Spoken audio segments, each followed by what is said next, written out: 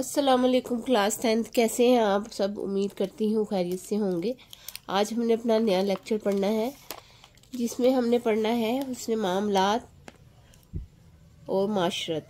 हुस्न मामलात और माशरत क्या है? हुस्न मामलात का मतलब है अच्छे तरीके से मामलात को सॉल्व करना, और माशरत का मतलब है जो माशरे में होते हैं, ठीक है, जिनसे माशरे में बिगाड़ पैदा होता है, जिनसे माशरे में तफरकात पैदा होते हैं और जिनसे माशरे में मसले मसाइल पैदा होते हैं, उन्हें मामलात कहा जाता है। और हुस्न मामलात यानी माशरे के मामलात को अच्छे तरीके से अंजाम देने के लिए जो चीज़ें होती हैं। इसमें सबसे पहले जो हमारे पास है सूद की हुर्मत है, ठीक है। ये अब सूद की हुर्मत में क्या होगा? सूद की हुर्मत में इसके माना और मफहूम होंगे।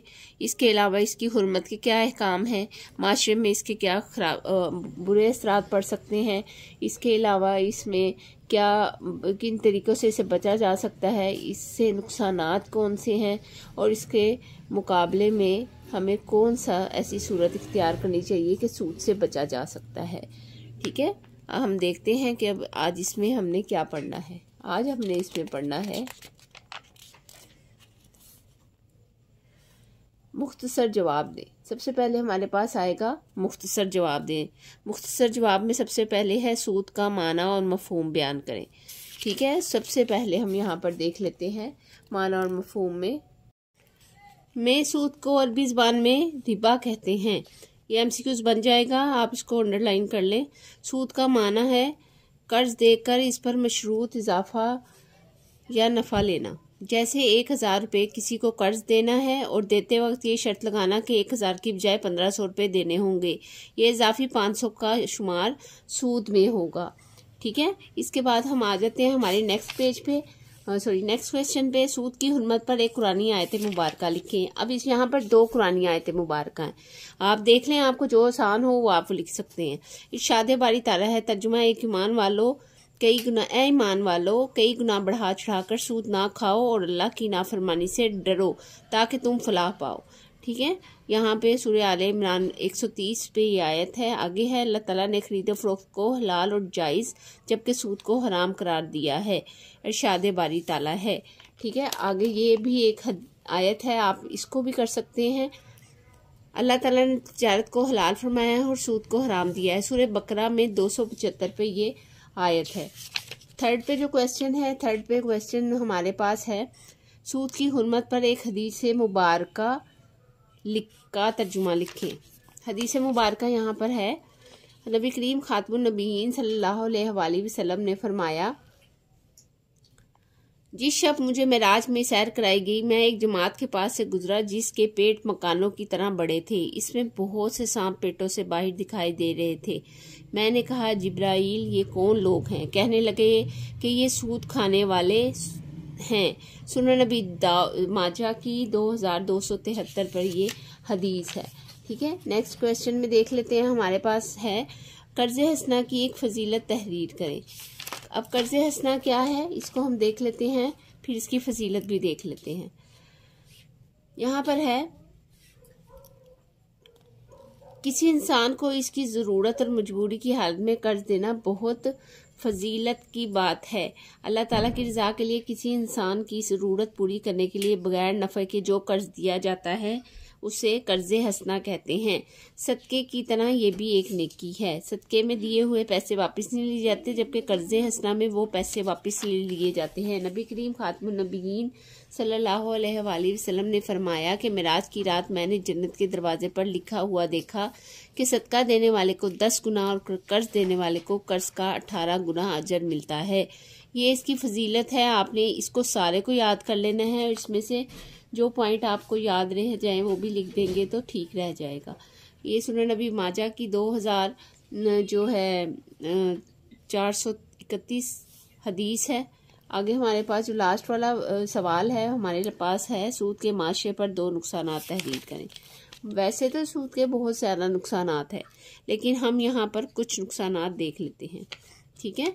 यहाँ पे कौन से नुकसानात हैं, जैसे कि सूद नंबर 1 पे आप लिखेंगे, आप पहले लिखेंगे सूद के नुकसानात आंसर में, फिर आप लिखेंगे नंबर 1 सूद का रिवाज आम होने से लोग मेहनत करना छोड़ देते हैं। नंबर 2 वो अपना रुपया पैसा सूदी लेन देन में लगा लेते हैं, जिसकी वजह से सनतों और कारखानों में सरमायाकारी कम हो जाती है। नंबर 3, बेरोजगारी बढ़ती है। ये आप काट देंगे, आगे लिखेंगे बेरोजगारी बढ़ती है बल्कि मुल्क की तरक्की का पहिया भी जाम हो जाता है। नंबर 4, जब मकरूज शख्स पर सूद की वजह से कर्ज का बोझ बढ़ता चला जाता है तो वो सूद उतारने के लिए या तो जुराइम का इर्तिकाब करता है या खुदकुशी कर लेता है। आगे है अगला नेक्स्ट नंबर है, सूदी मामलात की वजह से आए रोज लड़ाई झगड़े और कत्लो गारत का बाजार गर्म रहता है। आप ये सारे तब लिखेंगे ये जब 10 नंबर का या 5 नंबर का होगा, ठीक है। 10 नंबर का तो नहीं होगा, 5 नंबर का जब ये होगा तब ये आप सारा लिख देंगे। और अगर 2 नंबर का है या 3 नंबर का है फिर आप सिर्फ 2 ही पॉइंट लिखेंगे, ज़्यादा लिखने की ज़रूरत नहीं है। हमारा जो लॉन्ग क्वेश्चन है वो देख लेते हैं कौन सा है। हमारा लॉन्ग क्वेश्चन है, इस्लामी तालीमात की रोशनी में सूद की हुर्मत पर मजमून तहरीर करें। अब ये इस्लामी तालीमात की रोशनी में सिर्फ सूद की हुर्मत पर है, इसमें कर्ज का कहीं जिक्र नहीं है, तो सिर्फ हम सूद का ही लिखेंगे, कर्ज तक नहीं आएंगे। यहाँ से स्टार्ट लेते हैं। सबसे पहले लिखेंगे माना और मफहूम। सूद को अरबी ज़बान में रिबा कहते हैं। सूद का माना कर्ज देकर इस पर मशरूत इजाफा या नफ़ा लेना है, जैसे कि 1000 रुपये किसी को कर्ज देना और देते वक्त ये शर्त लगाना कि 1000 की बजाय 1500 रुपये देने होंगे। ये इजाफी 500 रुपये का शुमार सूद में होगा, ये आप लिख देंगे, ठीक है। फिर ये वाला पैराग्राफ आप नहीं लिखेंगे। आगे लिखेंगे सूद इस्लाम में कतई तौर पर हराम है, क्योंकि ये एक ऐसी लानत है जिससे मुफ्तखोरी, लालच, खुदगर्जी, संग दिली और मुफाद परस्ती जैसी इखलाकी बुराइयां जन्म लेती हैं। सूद माशी और इक्तिसादी तबाहकारियों का जरिया भी है, इस वजह से कुरान मजीद में सूद से मना किया गया है, इरशाद बारी ताला है, ठीक है। आप आगे ये लिखेंगे तर्जुमा, ए ईमान वालों कई गुना बढ़ा चढ़ाकर सूद ना खाओ और अल्लाह की नाफरमानी से डरो ताकि तुम फलाह पाओ। सूरह आले इमरान में ये है। इसके बाद है 130 पे आगे है अल्लाह ताला ने खरीदे फरोख्त को हलाल और जायज़ जबकि सूद को हराम करार दिया है, इरशाद बारी ताला है।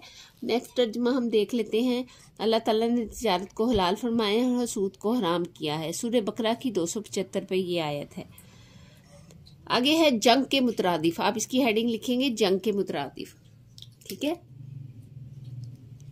कुरान मजीद में सूद को अल्लाह ताला और इसके रसूल खातमुन नबीयीन सल्लल्लाहु अलैहि वसल्लम के साथ जंग के मुतरादिफ करार दिया गया है। सूद की वजह से अगरचे ज़ाहिर माल में इजाफा होता है, लेकिन दर हकीकत वो माल में नुकसान, बेबरकती और नागहानी आफत का बाइस हो सकता है।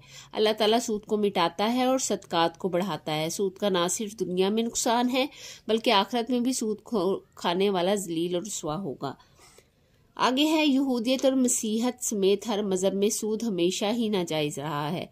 यहाँ पे आप लिखेंगे हर मजहब में नाजायज़, सूद नाजायज़, ठीक है। आप इसकी या लिखेंगे हर मजहब में सूद की अहमियत, ये आप इसकी हेडिंग देंगे, ठीक है। आगे है हत्ता के मुश्किन मक्का भी इसको हराम समझते थे। सऊदी मशीयत कभी तरक्की नहीं कर सकती। नबी करीम खातमुन नबीयीन सल्लल्लाहु अलैहि वसल्लम ने सूद के कम तरीन गुनाह को महारिम से बदकारी के मुतरादिफ करार दिया है। आप खातमुन मुहारिम क्या होते हैं? मुहारिम वो रिश्ते होते हैं जिनसे निकाह करना जायज़ नहीं होता, जैसे माँ, बहन, बेटी, चच्ची, फुप्पी, ये सब इनमें शामिल हो जाते हैं।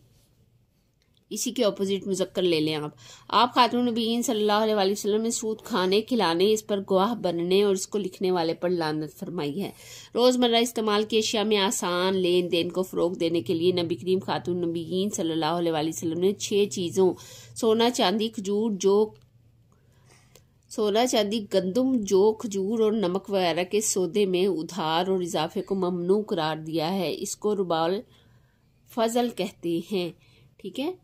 और आगे है नबी करीम खातमुन नबीयीन सल्लल्लाहु अलैहि वसल्लम ने फरमाया, इसमें आप लिखेंगे हदीस मुबारका में सूद की हुर्मत। फिर आप ये लिखेंगे जिससे शब मुझे मेराज में सैर कराई गई, मैं एक जमात के पास से गुजरा जिसके पेट मकानों की तरह बड़े थे, इसमें बहुत से सांप पेटों के बाहर से दिखाई दे रहे थे। मैंने कहा जिब्रील ये कौन लोग हैं? कहने लगे कि ये सूद खाने वाले हैं। सुनन नबी माजा में 2272 पर ये हदीस है। आगे है माशरा तरक्की नहीं करता, सूद की आप हेडिंग देंगे, ठीक है। सूद की हुर्मत की वजह से इससे पूरा माशरा तरक्की नहीं करता, बल्कि दौलत चंद हाथों में सिमटने लगती है। मालदार के माल में तो इजाफा होता है, लेकिन गरीब की गुर्बत और पसमानदगी बढ़ती चली जाती है।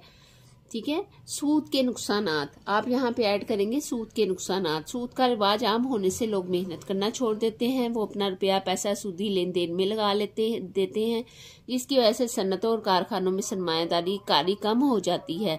इसी तरह ना सिर्फ बेरोजगारी बढ़ती है, बल्कि मुल्की तरक्की का पहिया भी जाम हो जाता है। जब मकरूज शख्स पर सूद की वजह से कर्ज का बोझ बढ़ता चला जाता है, तो वो सूद उतारने के लिए या तो जराइम का इर्तिकाब करता है या खुदकुशी कर लेता है। सूदी मामलात की वजह से आए रोज लड़ाई झगड़े और कत्लो गारत का बाजार गर्म रहता है। ठीक है। अल्लाह ताला ने सूद को हराम करार दिया है। ठीक है। सूद की हुर्मत आपने यहाँ पे लिखना है, सूद की हुर्मत। लेकिन हमें तिजारत, मुलाजमत, ज़राअत, सनत और दूसरे हलाल जराए से नफा कमाने की इजाजत भी दी है। अगर कोई शख्स अपना माल किसी हलाल कारोबार में लगाकर नफा कमाए तो इससे भी मना नहीं किया गया। हलाल चीजों की खरीदो फरोख्त की इजाजत है और इनमें कानून के मुताबिक नफा नुकसान की बुनियाद पर कारोबार की इजाजत है। तिजारत की बहुत फजीलत बयान हुई है। सच्चे और ईमानदार ताजिर को क़यामत के दिन आला दर्जात की बिशारत दी गई है। यहाँ तक आप इसको लिखेंगे क्योंकि जामिया नोट हो जाएगा। पहला पैराग्राफ जरूर लिखेंगे आप, ये वाला मैंने जो आपको बताया है। सेकंड वाला आप नहीं लिखेंगे, ठीक है, क्योंकि इसके जो भी खुलासा है वो ये यहाँ सब में आ जाता है। हमारा ये लॉन्ग कंप्लीट हुआ। हम अपनी मश्क देख लेते हैं। दुरुस्त जवाब का इंतखाब करें। सूद को अरबी में कहते हैं कज़ब, बोहतान, रिबा और फहश। यहाँ पे रिबा पे हम टिक कर देंगे। अल्लाह ताला सदकात को बढ़ाता है और मिटाता है। सूद को, तिजारत को, नफ़ा को, सोने चांदी को। अल्लाह ताला सदकात को बढ़ाता है और किसको मिटाता है? सूद को। नहीं, पीछे पड़ा है अभी।